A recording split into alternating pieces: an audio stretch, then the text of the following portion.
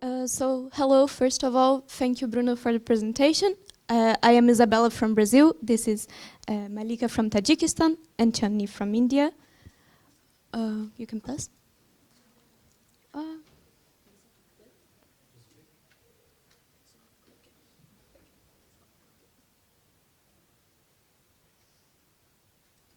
Okay. So first we're gonna summarize the paper, then talk about international finance, digitalization and actors, ecological aspects, and then go to the questions. You can pass. So the paper proposes the concept of international division of finance, which is really functional to the capitalism reproduction of wealth. And the empirical study that they shows that there is a net transfer of wealth from the periphery to the core. And the center in this division is the supplier of low return and high liquid assets, while the periphery, the supplier of high return and low liquid asset, which enables the diversification and profitability of the portfolios of international investors that are mostly located in the center. Okay. So how has money and finance been incorporated in Latin American structuralism and dependency theory? Well, according to Alami, first it has been incorporated as a result of the periphery's productive structure that is dependent.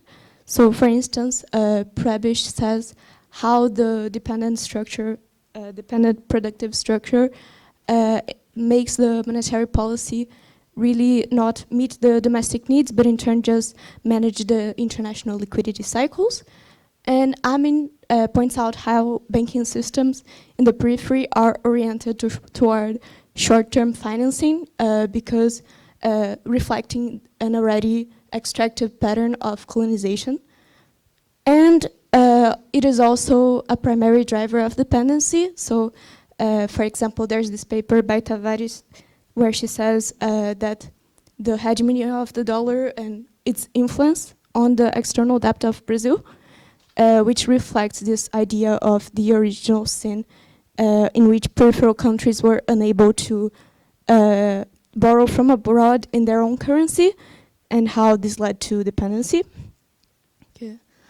But as we have to update this theory, so with the development, for example, of sovereign bond markets in the periphery, there is now an increasing proportion of public debt and securities that are denominated in domestic currency but held by non-residents.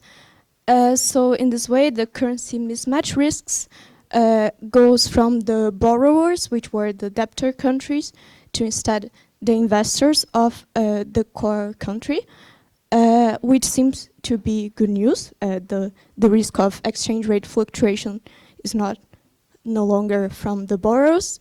However, there are new sources of external vulnerability, as these authors claim, including Luis Fernando de Paula. For instance, now there is very volatile and procyclical capital flows. There's self-feeding volatility of exchange rates, this information that we are bombarded with that makes everything very fast. So the periphery is increasingly subjected to global liquidity cycles, which make the national policies less and less relevant, and also makes the economic actors have to hedge against this volatility. So everyone has to accumulate assets with low returns and relative to the servicing cost of capital inflow. So there's this paper, besides the IQs and also besides your empirical analysis, there's also this report by UNCTAD that shows that there is a transfer from the periphery to the core because of this differential in the yields. And this mechanism of transfers varies according to the institutional settings, the economic actors involved, and this has to be analyzed. For example, the regional aspects and the semi-peripheral, if that is different to the periphery. So, for instance, the paper by Kaltenbrunner that she presented for the joint seminar, she talks about how like accumulation of low yielding cash in Brazil and Turkey by non-financial corporations seems related to precautionary reasons that are related with this volatility that we talked about before, rather than speculative carry trade operations. So really, according to different institutional aspects, the scenario will be different. And so a lot of different policy and reforms have been proposed to mitigate these negative impacts of the international division of labor of finance to the periphery. So, for example, expanding the SDRs, having a world currency, or enhancing the network of central bank foreign currency swap arrangements, or stimulating capital controls. So we would like to, in the end, know your thoughts about these policies and the limits they have. Okay. Thank you. Moving next, we would like to continue with some other critical points related to the paper, which include the omission of key factors or key actors such as the digitalization states and non-state actors that do have a significant effect and they can actually impact the global financial system as well as the international financial dynamics. To start with how important digitalization is, to mention for the paper, yes, the paper does mention globalization, which is very good, but we believe that digitalization is equally important. And there have been many studies who do raise this point, such as, for example, according to Shore in 2021, they focus particularly on the decentralized finance, where they say that DeFi is changing traditional financial systems and the implications to financial stability worldwide. So, and there is another study in 2018 where they say that financial technologies, they increase the operating speed of financial industry and its profitability, which further opens the access to capital market for new entries. And these are all related to the global financial markets and the global financial systems, which could be super relevant, especially for future research. So the point A, omission of rapid technological progress, this leads us to the lack of consideration for digital finance in the paper, which includes all of these things. And as you may notice, many of these things are not directly related to international financial system, but some of them are. These trends we can actually observe when we look at the global digital finance statistics. For example, in the story that we just mentioned before, we can see they pointed out that the investments, the global investment in new financial technology over the years, it's generally increasing, although there are some interesting fluctuations. And we can also see that the index of 20 countries, and these 20 countries, they include both peripheral economies and the center economies, where they have the highest interaction with decentralized finance platforms from 2019 and 21. Next.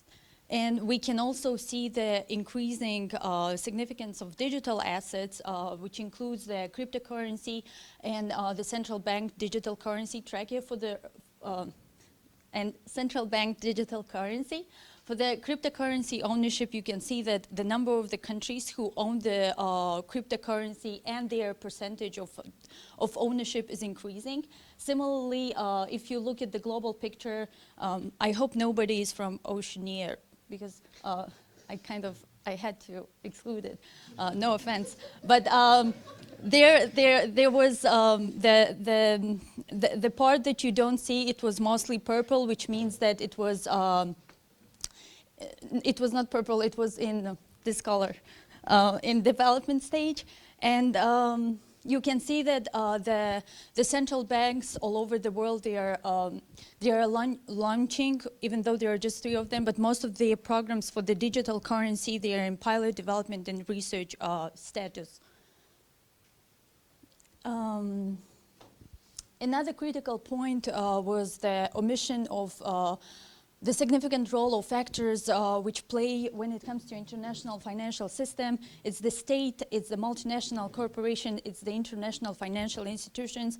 Yes, In the paper, we saw that there's this claim that this international division of finance is not really because of the dysfunctionality, but more because of the structural differentiation. But then the structural, if you really think about it, the structural differentiation happens because of the dysfunctionality of these actors, especially these two who are responsible for the risk mitigation, who are responsible for providing the necessary regulation for stability and systemic, and especially for developing and emerging economies, which are considered as the peripheral economies in the paper. And of course, when we talk about the capitalist system or the financial capitalist system, we cannot really ignore the multinational corporations, because these are the ones who play significant role, and their impact is actually illustrated in the briberization and tax avoidance and rent seeking. And when we talk about the impacts of multinational corporations, we can see the direct interconnectedness of the multinational corporations with these two other actors. So from here we draw our second question, which is, yes, according to many studies that we include here as well, they say that digitalization and these the proper acts of these key actors, they can lead. Can you please? They can lead to. They could improve the international financial system in terms of removing the dependence for peripheral economies. Or there are also stories that talk about the risks and the threats of these digitalized financial technologies and the dysfunctionality of these actors. So, in your opinion, does it actually deepen the peripheral dependence, or does it create, or do they create opportunities to remove it? Thank you. Now we come to the last part of this discussion. And since there weren't enough complications, we decided to add one more, the environment. So just to kind of reiterate what has already been spoken about, the LA structuralism is the center-periphery theory, namely an idea in the international system which talks about the asymmetries and how these asymmetries tend to reproduce over time. And while the paper really focuses about the asymmetries in the financial sphere, as the periphery is in a subordinated position in the hierarchy of currencies, we wanted to look more on the asymmetries in the technological and productive capabilities that you mentioned towards the end, how it's like a cycle interdependent on each other. So basically, we found that these asymmetries create a political economy that very much threaten the political stability of the countries, especially in the peripheral economies, and also their abilities to provide private and public agents that really uphold the institutions which are really conducive for growth and innovation. Growth and innovation become an important topic because we see that environmental destruction is one of the externalities that is not considered well enough within peripheral economies. Coming to the growth aspect a little bit, sort of broadening the perspective on why the environmental destruction is becoming a big problem. As we all know that there is a collective pact that the Earth's temperature should be kept from rising above 1.5 degrees, and other than that, there are also numerous nationally determined contributions that the peripheral economies are trying to work upon, central economies as well, but why does it suddenly become a center-periphery problem? Mainly because of the idea that how are we allocating the carbon budgets? Because as seen as a trend, the higher the rate of growth in the center, the more amount they are getting allocated, whereas less amount is being left for the periphery. And this kind of reinforces the whole idea that the lower the rate of growth in the periphery, the lower the environmental sustainability development projects that are happening there. Right, and there's also a certain amount of maximum rate of growth that a periphery can attain, given the current existing technologies and the rate of growth as compared to the center. Now, these are all the points that we sort of bring to the table when it comes to talking about environmental sustainability in the peripheral economies. And these are some quotes from your paper, which basically talks about investor attitudes and how central assets are observed by international investors in a long-term perspective, whereas peripheral assets are only the horizon which matters in the shorter run. So this brings us to all of the questions that we have. And yes.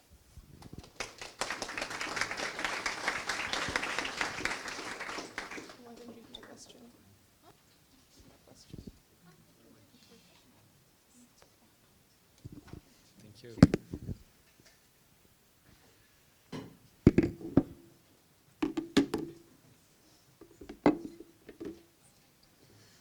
Thank you very, very much. As expected, very good comments, critics, and questions.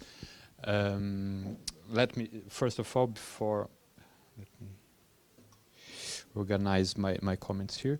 Before going into the questions, you raised some very important aspects that I didn't have time to discuss. And some of them are not even in the paper, but are relevant to these discussions. One of them is the original sin redux that you brought. It's really a nice topic, because at the end there are some authors who are claiming that now some peripheral countries, they are managing to have external liabilities in their own currencies, which is something new, actually.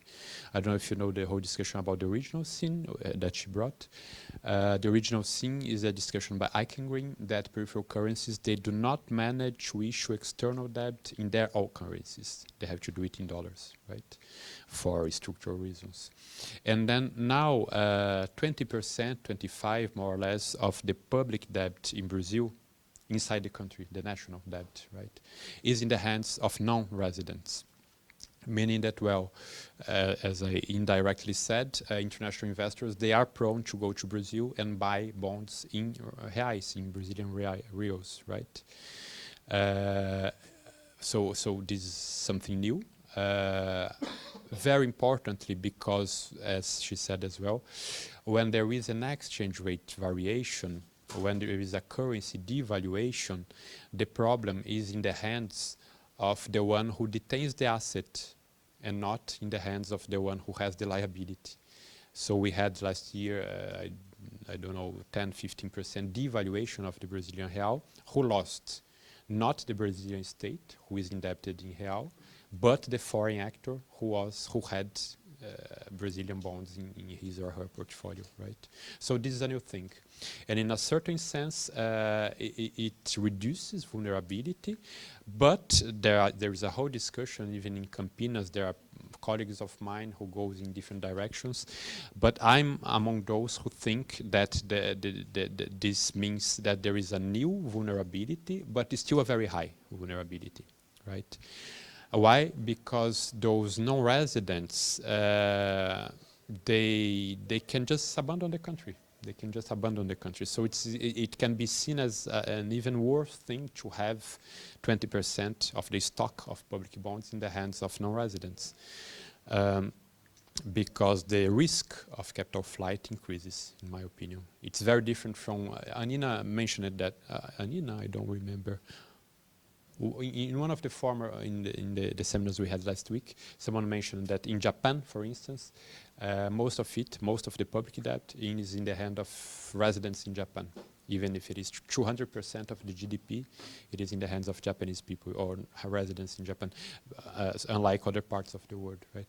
So it is relevant to know in the hands of who your public debt is, and having it in the hands of foreign people, in my opinion, may increase vulnerability. So it's a nice topic you brought. And also, you mentioned the semi-periphery and so on, and this is something that, well, since the beginning I said, we hear in this paper, and we try to highlight the differences between the center and the periphery. Our idea is that, well, this dichotomy is still very relevant. There is a center, there is a periphery, right? And there are trends, there are differentiations which are, well, still valid whenever we think about a center and a periphery. But obviously, if you want to go into the nuances, the periphery is it's very different if we are talking about Bolivia or Brazil, right? In terms of the dimension of the economy. So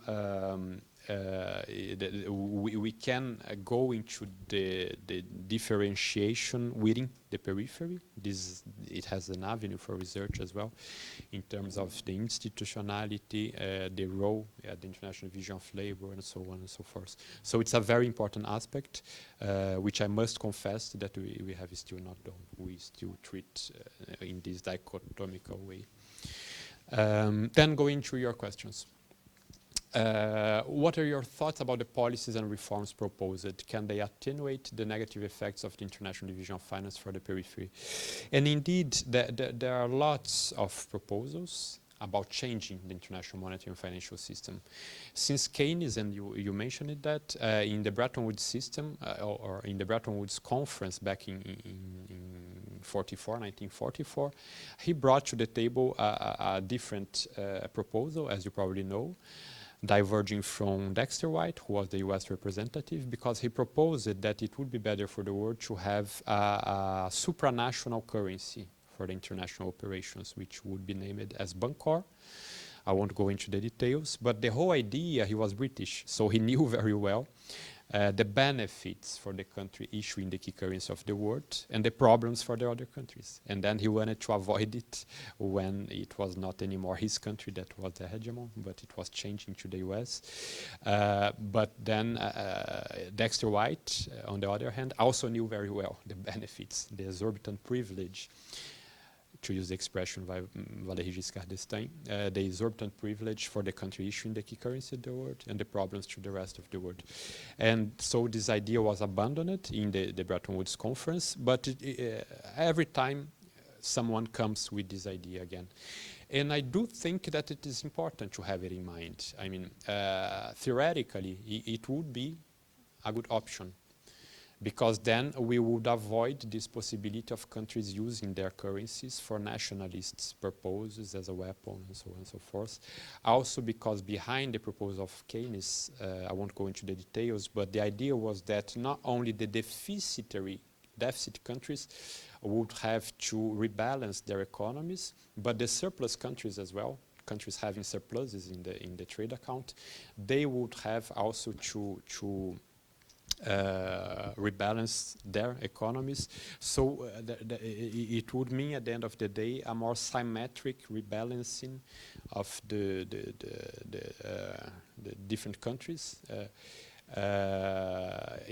because of the design he proposed for the Bancor. The countries having surpluses would have to pay tariffs and so on and so forth. So this whole idea is very good. Theoretically, I think it's very good. But obviously, when it comes to the feasibility, then, well, it's very hard. First of all, because the US won't ever abandon the idea of keeping the hegemony of the dollar. And what is nice, yesterday it was my birthday. Even though it was a sad day, a very sad day, right, for the world. Because of Trump. But maybe the only good thing about Trump and Bolsonaro as well is that they make it very clear some things that with all their governments, they are there, but they are in the backgrounds, and with them, Bolsonaro and Trump, they make it explicit, right? And Trump is, even before, yesterday, before taking office, he was saying, well, we are going to impose, I don't know if you saw his tweet, we are going to impose 100% tariff on all countries which are in the effort of de-dollarization. As a response to the BRICS, right? To China, to Russia, but to the BRICS. So he knows the benefits for the US of the fact coming, coming from the fact that they have the key currency of the world. And they will struggle for that, okay? I'll come back to that in the second question. But they won't ever just leave it flow from their hands without struggles. Even without a war, I don't know, we don't know, right? Maybe I'm exaggerating when I mention war, but this kind of war, sanctions and so on, it will happen, it will happen. So the feasibility of Keynes' proposal, then it's very hard. But again, I don't think that, well, whenever something is not immediately very feasible, we have to abandon the idea. We have to keep discussing it. And then some authors claim and that, well, we already have something which may be used as this supranational currency, which are the special drawing rights of the IMF. It's there, it has been created. It has hierarchies inside it because it's composed by only 5 currencies with different shares, so the hierarchies are still there. But still, maybe it can be used as a supranational currency, right? But there are, but again, I don't think that it can be done. And then I'm sorry if it's easier to say that in Brazil than in Europe. But I don't think that we can rely very much in agreements with the global north. It's hard to say that, but I have to say that because the global north will, in my opinion, at least today and in the next years, try to resist to those pressures for changes. And we see it very clearly when we see the efforts for reform at the IMF, right? It's very hard to change the quotas at the IMF, meaning that at the end, you probably know that the US still have 17% of the quotas, right? The voting power. And for very important changes within the IMF, it's necessary to have 85% of the votes. So the US alone has veto power in a multilateral institution, right? And the European countries together as well, they have veto power and they use it. The European Union uses it as well. And the US uses as well. I heard this week we had, or last week, we had a meeting for the BRICS chairmanship, an online meeting with the Minister of Finance, and they made some calculations I was not aware, that now with the BRICS, the expansion of BRICS, the BRICS together have more than 15% as well. So the BRICS plus can have veto power within the IMF. So it's like a chess, you see. But what I can tell you is that these whole struggles within the IMF show that it's very, and also within the G20. We also had the chairmanship in Brazil of the G20, and I do have friends who took part in the discussions in the government. And it's very hard to have agreements, consensus, in order to do those reforms one would put as the ideal situation. So finally, what countries can do is either try to have to act nationally, and then nationally what we can do, accumulating reserves. It means a cost because the yields are very low, but it's necessary. And then it's more controversial, but I would be in favor of capital controls, some modalities of capital controls in order to filter somehow the influence of those cycles in the national economy, right? And then nationally, and then bilaterally or multilaterally, but with some countries, right? So there is the possibility of creating platforms for payment, international payment in national currency, and we do have with Argentina, for instance.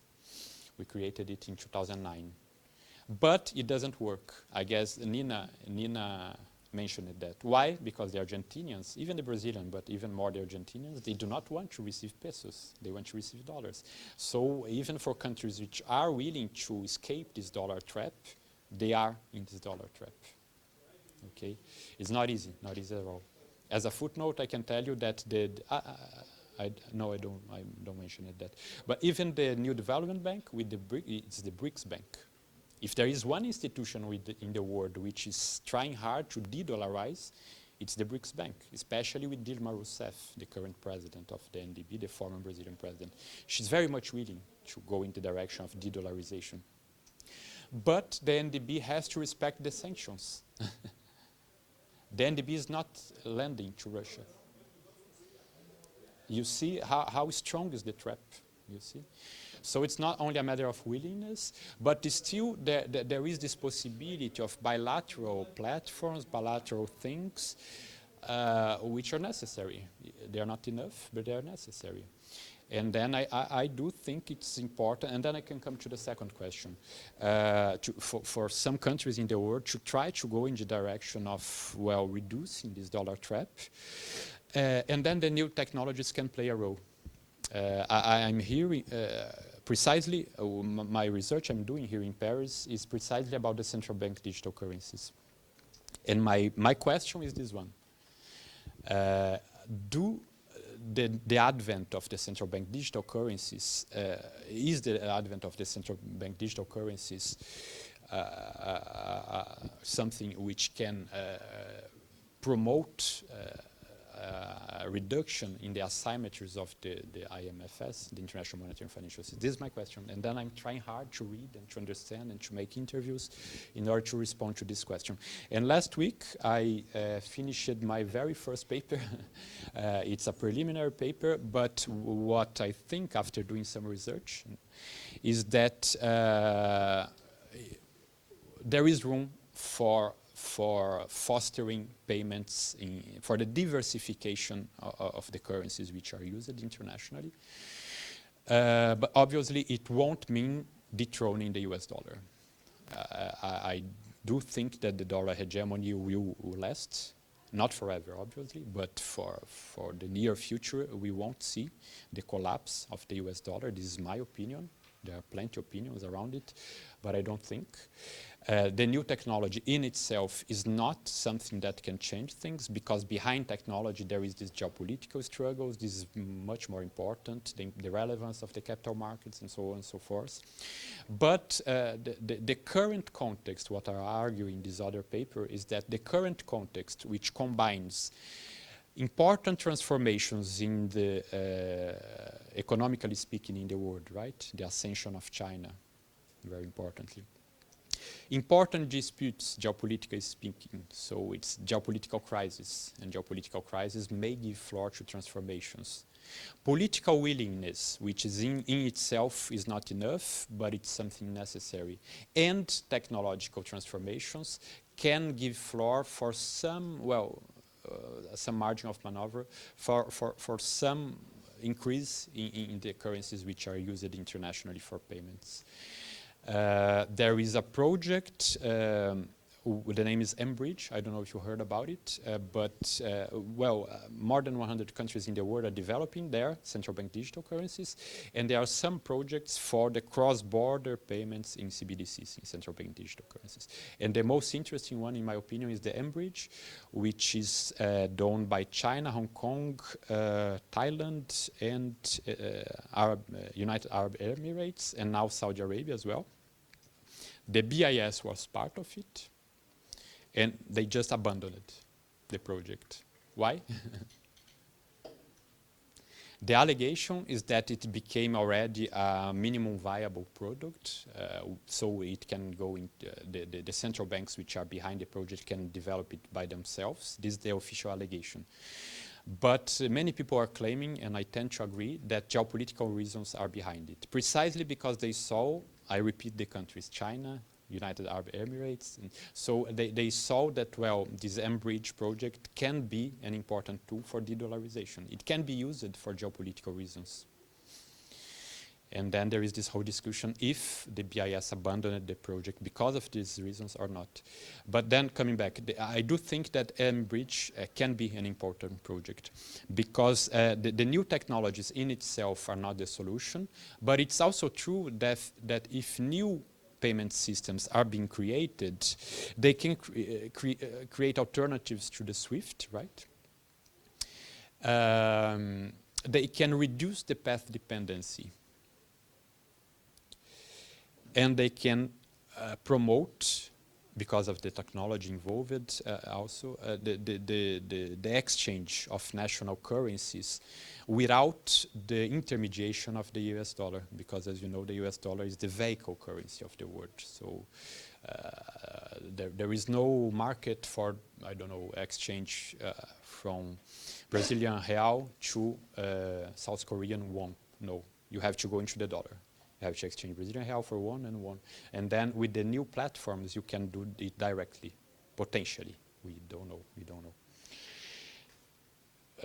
I didn't bring it here, but I have it by heart. In the last survey by the BIS, in the foreign exchange markets, in all foreign exchange markets in the world, in 80% of the operations, you have the US dollar in one of the sides of the operation, 90%. Only 10% of the operations worldwide do not involve the US dollar. And then out of this 10%, I would say that 7 involves the euro, Japanese yen, and maybe sterling pound. So you still don't have these exchanges without the intermediation of the central currencies. And then the new platforms maybe can be used for that, right? But again, I don't think it would mean the end of the dollar hegemony, but I do think that, well, together with these other aspects that I mentioned, there is a movement, and we don't know where it will end, precisely because we don't know what will be the reactions from Trump, from the US, from other countries. But it's an interesting moment to study. And then, and just to, but it's also important to know that here I'm mentioning the central bank digital currencies and not Bitcoin, not the crypto assets, right? It's important to understand that the digital currencies, we can have digital, I don't like to name them as digital currencies, but in my opinion, they are not currencies. So they are digital assets, crypto assets like Bitcoin. This thing that was done in El Salvador, in my opinion, it's crazy. It's really dangerous because the volatility of those assets is really high, so you cannot rely on that. What I do see is, well, something interesting to study and is the central bank digital currency. And then the third one, because then we have to open the floor for the questions. How does it?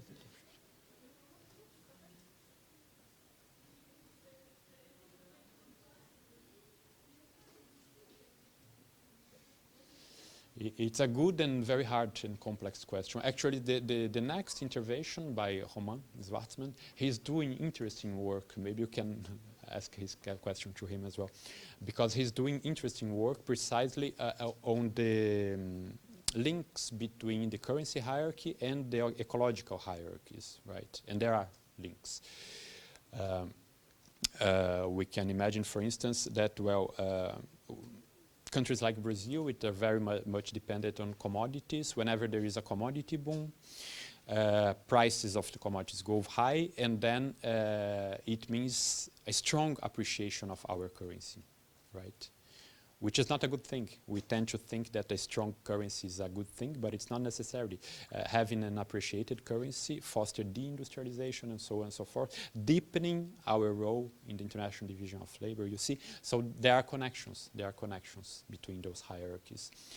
But then how those shifts in technological and productive capacity towards sustainability can influence the IDF, it's still open. In the discussions that we are making in some arenas about the BRICS currency, we can even think that the BRICS currency or whatever supranational currency we want to create may have a kind of a green side. Why? Because you can, coming back to the example of Keynes of the Bancor, one of the important things to think whenever we think about a supranational currency is that we have to deal with the disequilibriums, with surpluses in some countries and deficits in other countries. If those surpluses and deficits are in the US dollar, as they are today, it's a problem for the deficit countries, but it's not a problem for the surplus countries. But if we create a new currency, it can be a problem because you are accumulating surpluses in a currency that you have to use it in any manner. So Russia, for instance, had some trade with India in rupees. I don't know if you saw it. And now they have rupees and they cannot use it, okay, because they have surpluses with India. And then, so you have to think on what to do with the surpluses. If you have the BRICS currency, the surplus countries, China, what will they do with the BRICS currency? They have to use it in any manner. If they cannot anymore buy US treasuries with the BRICS currency, right, like they want. And then one possibility is just coming back to the question, that, well, those surpluses, they have to be used for green investment, for instance. So there are possibilities of connecting these new trends towards sustainability and the reform of the international monetary and financial system. But so far, very speculative, only proposals, right? And I finish here to give the floor to the other students. Pode ser.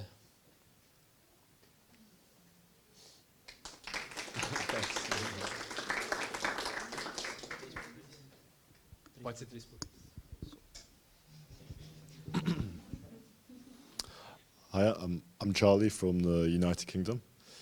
So you mentioned about how there is this clash between the BRICS countries and the US at the moment about the use of the US dollar.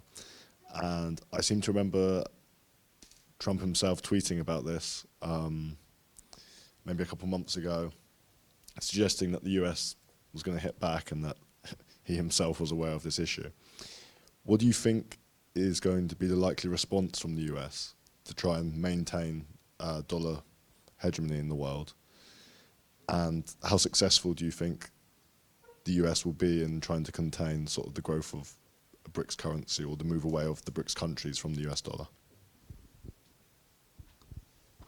Hi, my name is Nikhil. I'm from India. And I have a question related to BRICS currency itself. So the prerequisite for a commonly acceptable non-dollarized currency is that there has to be an equal level of trade among the partners. Now, what we see in the BRICS is that China incurs a deficit with Brazil and South Africa, and at the same time, it gains its deficit from exports to India and Russia. And similarly, like Brazil runs a surplus, and Russia somehow was running a surplus before the war, and India, to your surprise, it incurs a deficit with almost all the BRICS currencies, and the only country, significant country, that it earns its surplus is from the US. So India is a net importer of all BRICS countries, and it's a net exporter of the US. And our foreign minister, Mr. Jaishankar, had to tell the US that we are there in the BRICS, but we are no longer for de-dollarization. We are no longer accepting. So when there is an infighting between the BRICS countries themselves on the balance of trade, how do you think that the aspirations of de-dollarization of BRICS are far-sighted? One, and second, on the US situation, so if I'm not mistaken, Donald Trump has started raising the tariffs on countries that want to export its goods to the US. And at the same time, they also launched a DOGE, or DOGI, how do you call the Department of Government Efficiency, to cut down the government debts. Are we looking at some sort of limiting of dollar supply in the global market? Because if the US government is not going to borrow more money, the US is not going to print more dollars or bonds, are we having a look at the limits of dollar expansion in the coming phase?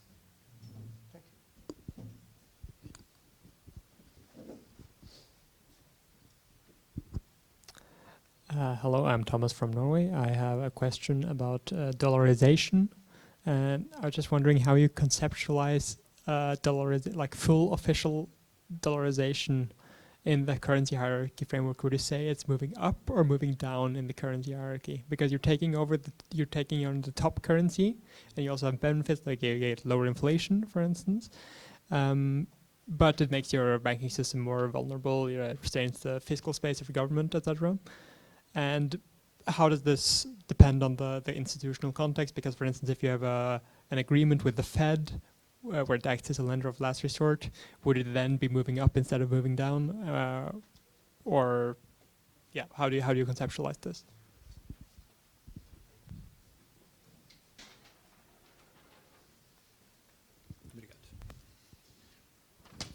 Very good questions. Starting with chart. It's totally open. I mean, what will happen? Actually, it's very hard to well predict. because it's true that the US is now more than in any other moment in the last decades at least, realizing that there is a concrete effort for the dollarization, right? It's not by chance that when the summit, the BRICS summit was held in Johannesburg, I don't know if you remember, it was in 2023, and then the main discussion was about the BRICS currency. It was when the idea was really strong. And then Janet Yellen, she came to the media to say that the BRICS currency was a bad idea. That would be, so maybe it's a good idea if she says that it's a bad idea, right? But why is she coming to the media to say that it's a bad idea? And then obviously she said more things, that it's better to have the dollar, because, well, she felt that, well, something was happening, right? And why is Trump saying that, well, he will impose 100% tariffs in all countries that will go in depth? Because they see that there is this effort, right? And because many countries in the world are much more aware today than they were 3 or 4 years ago of the dependency on the US dollar and the risks related to this US dominated system, right? Because of the sanctions, even friendly countries. The CBDCs, the development of the CBDCs has many reasons, but one of the reasons, even in Europe, out of my research, they somehow say it in the official documents, but through the interviews, it was even more clear for me that in Europe, the development of the CBDC is also a way of creating sovereignty in relation to the US financial system. Why? Because the digital payments done in Europe use Visa and MasterCard or PayPal, you know. There is no integrated system for digital payments in Europe so far. In the European countries, yes, maybe internally, but you cannot do a digital payment, correct me if I'm wrong, but you cannot do a digital payment instantaneous without cost, free, through France and Germany, without using the US companies, you know. So even in Europe, at the end, high authorities, monetary authorities, they are aware that, well, we are living in a geopolitical context which is very, very delicate. In one of my interviews, one person said, used the example of Trump. He said, well, we don't know if, for instance, Europe does not follow Trump's recommendations in regard to China if Trump can sanction Europe. I was very surprised by listening it from an European central banker, you know. But it shows how delicate is the geopolitical context. It shows that, well, more and more countries in the world will try to reduce the dependency on the US dollar. And coming back to the question, it shows that US will react and try to reinforce it in any manner, right? So, and then the results, we don't know, we really don't know. In this M-Bridge project, it's interesting because the Federal Reserve is an observer of the project. And then I'm curious to see what will happen, if they will abandon the project, if they will be expelled from the project, probably not. But tensions will become higher, will become stronger, in my opinion. It's also interesting to see, I should have said it before, that in this whole discussions, the US is lagging behind about the central bank digital currencies. China is in the avant-garde. Europe is in an intermediate position with the digital euro, and there is no project for development of a digital dollar so far. And Trump precisely said, even before being elected, that if he was elected, no project for a digital euro would be put in place. Why? Also because of the lobbies of the banks and the managers of the crypto assets, right? So in this sense, the US is lagging behind, maybe giving floor for those changes we are mentioning, right? So, but again, the US will react. We don't know how, and we have to see also what will be the counter reaction of the other countries, because maybe China and Russia won't lower the voice. But maybe Brazil, yes, I don't know. In Brazil, there are discussions, as I said, within the government, and important people are not willing to develop the BRICS currency. So maybe a threat from Trump may be an additional thing for them to curb the will. So let's see, it's really totally open, in my opinion. Equal level of trade, yes, this is what I was saying. Actually, if a new currency is created, one of the delicate things is that it has to design a manner for the surplus countries to use their surpluses, right? So I wouldn't say that it's necessary to have equal trade. Obviously, theoretically, the easiest way to do it would be all countries which have this, which use this common currency, have zero deficit in the trade of in the current account, right? But it's not real to imagine this kind of situation, right? So the tendency would be to have surplus and deficit countries, but then precisely one have to design the possibility for surplus countries to use those surpluses. And then they won't use it for trade, because then, well, we can try to foster, for instance, India selling more things to Brazil. It can be an idea, but it probably won't solve the problem. The problem will only be solved if there is, there is the possibility for the surplus countries to recycle those surpluses into the financial markets. They have to go into the financial markets. So Paulo Nogueira Batista Jr., for instance, he is the former vice president of the BRICS Bank, a Brazilian guy. And he has been developing some proposals for the BRICS currency. And what he says is that the NDB, the BRICS Bank, could issue bonds in the BRICS currency, for instance. And then China, in your example, which has surpluses, then it can use those surpluses to buy bonds from the new development bank. They would be bonds issued by the new development banks and denominated and settled in this BRICS currency. So you are right, totally right, that some alternatives would have to be created for the recycling of these surpluses. It's not impossible, but it's true that it's one of the hard things. Oh yes, and then you had a kind of a sub-question in this question when you mentioned India. And what I hear also from people involved with the high discussions in the BRICS is that India is one of the countries within the bloc which is not willing to create the BRICS currency. So there are disputes. So China and Russia are very much looking forward. India, no. Brazil with these internal disputes. Lula himself wants, the president, but then there are internal disputes. South Africa, it's rather no than yes.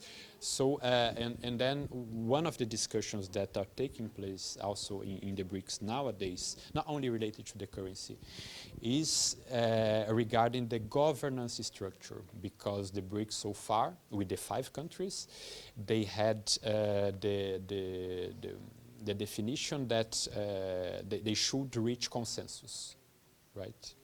Which is not easy with the 5 countries, but it's feasible. But from 5 to 9 or 10, if you consider Saudi Arabia, and now with Cuba, Bolivia, now it's becoming impossible to reach consensus. So there is a whole discussion within the bloc on what to do methodologically in order for the bloc to move. And then coming back to the currency, one alternative would be creating a currency only for those who want to join it. So not necessarily on the. But again, the last, I don't know if you read the last, the final communiqué from the Kazan summit, the last year's summit in Russia. It has no mention to the BRICS currency. It talks a lot about about fomenting the usage of the national currencies, new platforms and so on, but it has no mention about the BRICS currency. And the next summit will be in Brazil in July. So it's going to be a short chairmanship, because Brazil will also host the COP, as you know, in Belém in November. So the BRICS summit will be anticipated to July. And then in 4 months, you don't create a currency. So it's very probable that in the final communique in Brazil, no mention will be done to BRICS currency as well. A good question also regarding the new policies by Trump and the impacts for the world economy, right? I wouldn't say that there will be like a lack of a safe haven, right? Because it's true that, well, he's trying to, but the amount of treasuries is so impressive, and that, well, and the benefits for the US of the exorbitant privilege is so impressive that they will keep, in my opinion, increasing this amount of treasuries, and it will give the possibility for other countries in the world to keep buying it. So I wouldn't say that it will bring important transformations. Then we will see what will happen in terms of the trade account, because, as you said, Trump is trying to reindustrialize the country, but again, it's not so easy to do that, right? It's not easy to bring back a factory, a company which is producing in China, not only because of the material things, you cannot bring a whole, but also because if they are in China, they are having benefits in China, right? And then it depends on the amount of the tariffs, but this whole the deindustrialization he's trying to do in the US, I'm not so sure to how extent something will happen. But I don't know if it will be as he's promising, right? It was the last one? No. Thomas.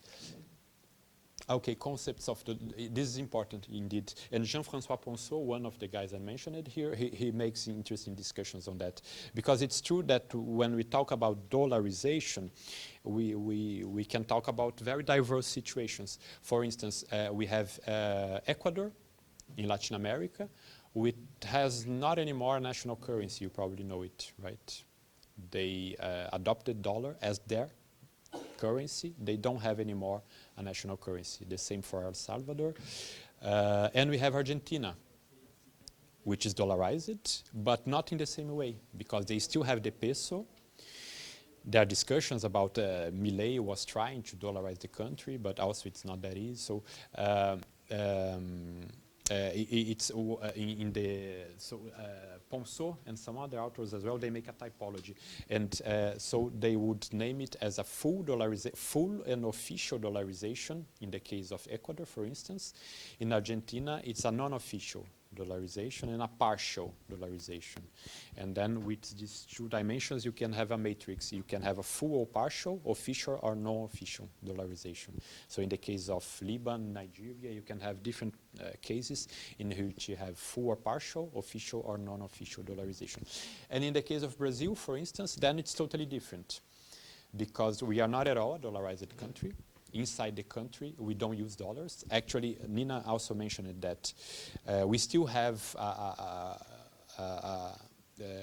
regulatory framework which is good, in my opinion, or was good until Bolsonaro, because it forbids bank deposits in dollars, for instance. We cannot have accounts in dollars. In many countries in the world, you can have accounts inside the country in dollars. In Brazil, no. But then with Bolsonaro, they changed this. They made one. They gave one step in order to allow it. Now the central bank can allow it by itself, but it still didn't do it. So it's different. You cannot use dollars inside the country. It's not a dollarized country. But obviously, for the external operations, I don't know, but 95% should be in dollars.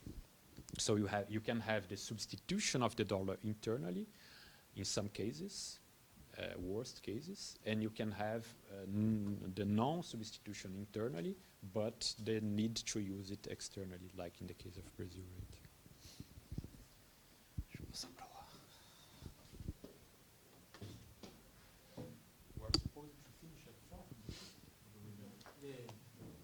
Right?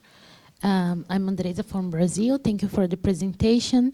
My question is more regarding the Brazilian reais. You were talking that the changes in exchange rate, it's not just do capital flight, but also changes in liquidity preference. And I want to know how this changes in liquidity preferences works for the Brazilian reais specifically, because like the local discussions is always explaining the changes in the devaluation of the currency based on an announcement for the government, I think like ordinary events, daily events, but there is a structured devaluation of Brazilian reais that comes from a long time. So I would like to understand this a little bit more, bringing this extra thing that you brought about liquidity preference. Thank you.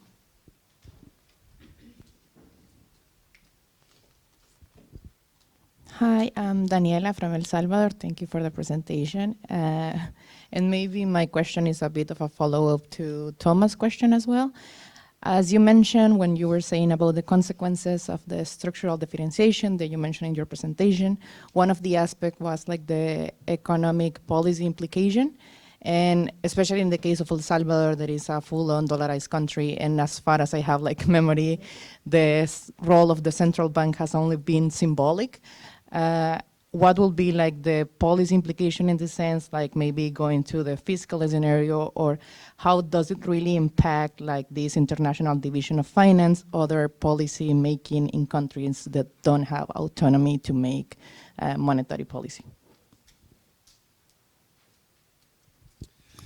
Hello, my name is Aaron from Mexico. I have a question regarding the expansion of BRICS and BRICS Plus, how you would see that in relation to BRICS currency. Would it kind of reinforce or progress towards the establishment of, or kind of the challenge of the US dollar, or do you think it maybe would spread too thin?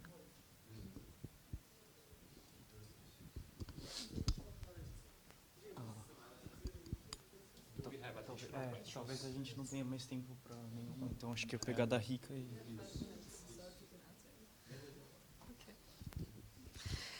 Yes, Friederike from Germany. Thanks for your talk. I have a question that regards like this research community that you also emphasize, which I find very interesting and relevant. So I personally came across currency hierarchies a little more through like the Perry-Merling route that like is kind of talking about similar things, but more in like a Northern American and then European context with like the critical macrofinance adoptions of it, and like this like Kindleberger, Minsky like lineage rather than the really structuralist, Latin American structuralist research agenda. So how would you see these two research groups like complementing each other, or where can they learn from each other? My impression is a little bit that the like Kindleberger currency hierarchy people are not like so explicit about a critique of capitalism, but they're more really on like the financial details and also like how SDRs really work. Like what is an SDR? It can mean like 3 different things, right? So yeah, what do you think can also then your research agenda take from this more technical aspect of currency hierarchies, which then, I mean, also Thomas' question about if you have a swap line access, or if you have access to like the repo facility where you can get dollars from the Fed, like this also is like another aspect of the currency hierarchy. Yeah, maybe you can elaborate. Questions again, it's going to be impossible in 5 minutes, but I can at least give some.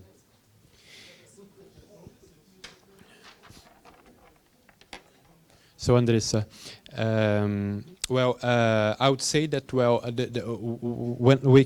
there are lots of papers trying to see precisely the determination of the exchange rate movements in different countries, right? And what I would say, and then the results may differ a lot in because of the parameters and so on and so forth.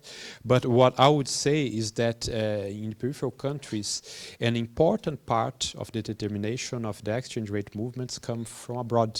Very interesting. and not from national events, you know.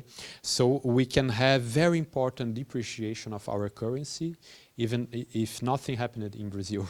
I mean, nothing happened, exaggerating, but what I'm telling you is that events happening in the US may be more important to explain the exchange variation in Brazil than events in Brazil, right?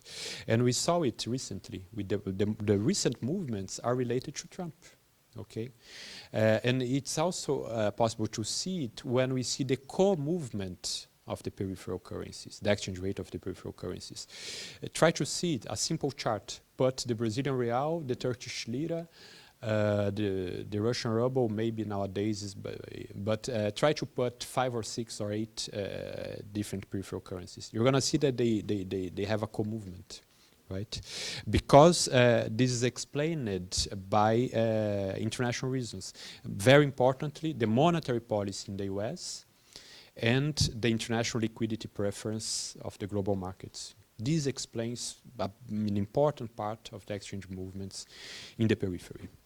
There are events that are not related to the national economy. This is part of the dependency and the vulnerability, right? But then obviously, I don't mean that the national events do not, we have differences in terms of the range of the movements. And then Brazil is one of the countries, Brazilian real is one of the currencies with highest ranges. So you can see that the Mexican peso devaluates, I don't know, 3%, the Turkish lira 7%, and the Brazilian real 15%. And the same thing mirror, so whenever there is an appreciation, the same. So the movements in Brazil tend to be with a higher range. And why? Because of the institutionality. And then one of the issues is precisely that the future market in Brazil is very big. I don't know, but it's, let's say, 50 times or 10 times, I don't know, bigger than the spot market. So there are some studies in Campinas. Pedro Rossi, a colleague of mine, he makes studies on that, and then trying to show precisely that, the exchange rate is determined in the future market, and then the arbitrage, and then it brings to the movements of the spot market, right? And then it not necessarily depends on the flows. It depends on expectations, it depends on speculation, it depends on derivatives, bets on derivatives. It's a casino, like Anne Petitfort was telling us last week, right? Daniela, very, very good question, very important question. And what I would say is that one of the really crazy things about having about dollarization is precisely that you just give up completely the possibility of having autonomy for economic policy. Even in countries like Brazil, the autonomy is not so high. That's my claim, at least. I do see important obstacles for the autonomy of economic policy in the periphery. But still, we can try to deal with that. We have our currency. We can do exchange rate policy. In El Salvador, you can't. Okay. And even within the Eurozone, when we had the Euro crisis, the easiest thing for Greece, for instance, if they had the drachma, would be devaluate the drachma. Then, obviously, they would have the external debt would increase, but they would have the possibility, or for Spain with the peseta and so on, they would have the possibility of revamping the economy through exports. What they had to do, instead of doing an exchange rate policy, they had to compress wages, right? So the whole solution came from the internal, from the real exchange rate internally, in terms of reducing prices by reducing wages, instead of increasing the exchange rate. So it's one example of the problems you have when you have a common currency, or when you have, even worse, when you have the dollar as your, or a foreign currency as your national currency. So you don't have possibility to do exchange rate policy. As you said, at the end of the day, it's like the central bank loses a lot of its importance, right? And then trying to have the Bitcoin is not the best solution, in my opinion, as well. Quickly going into Aaron. Oh yes, the expansion of BRICS. Yes, well, if the project of the BRICS currency is kept, which is still not clear, then they will have to decide if it will be for the whole group or not. Probably not. And then there are discussions if it would be open or not to countries outside the bloc as well, like currency for the global south. But everything is still very speculative. But what I can tell you is that the countries which are behind this project is a very important thing for the possibilities of the project, right? And then it's again related to geopolitical power, to the dimension of the economy, but not only. There's something I didn't mention, but I can mention now. There are some studies showing the importance of historically, you know, there is a triad which is the hegemony of the UK, coal, and the hegemony of the sterling pound. The hegemony of the US, oil, and control over oil, and the hegemony of the US dollar. So this triad of the country, the currency, and the control over energy supply, right? And then this whole discussion is made, Robert Gutmann is one of the guys who tries to make it, is if the green transition, the green energy, would mean that, well, since the Chinese are those who are so far more investing in the green energy, would be also a boost for the renminbi to become the hegemonic currency. And then coming back to the BRICS currency, the BRICS together currently respond to something like at least 40% of the production of energy, either oil or gas or coal or green energy, at least 40% with the expansion of the BRICS. So maybe even the inclusion of Saudi Arabia, the United Arab Emirates, was had it in mind, right? Having other countries in order to having the group in countries which are important for the energy supply, for other purposes also, but because it can be a tool for a new currency. If, for instance, those producers of oil decide to denominate oil in the BRICS currency or in Chinese renminbi or in any other currency, it's a push for transformations in the international monetary system. And then Federica, very quickly, you are totally right. I guess you gave the response. Going into the technicalities is something very important. This is what I'm trying to do now with the CBDCs, but it's true that for everything, you have to go into the details of this hierarchy of currencies also in the national dimension, right? I put it here in a very caricatural way, but I didn't go into the details. But some of those authors you mentioned it, they try precisely to determine a hierarchy, a monetary hierarchy within the countries, right? So it's the state money, but also the bank money, and so on and so forth. And then internationally, as you said, the access those different countries have to the financial systems of the other countries, and very importantly, to the central banks of other countries as a lender of last resort is an important thing. So the US made it, a lot of swap lines. Finally, I forgot mentioning it when I responded to Thomas, but it's very important. Those countries which have access to US dollar, having the Fed as a lender of last resort. And China is also trying to do it. They are doing swap lines with many countries in the world. Argentina used it during Fernando's government. So it's also a way of creating this global safety net, well, in different versions, right? And also, and then I can finish, Barbara Fritz, with some other people, they made an interesting paper trying to see that at the end of the day, these global safety nets, they reproduce the current hierarchies, you know, because only some countries have access to the Fed, to the swap lines of the Fed, and to the then they made some indicators trying to show that at the end they reproduce the currency hierarchy. I don't know if I responded to everything because we have to finish now, but thank you very much for your questions and comments.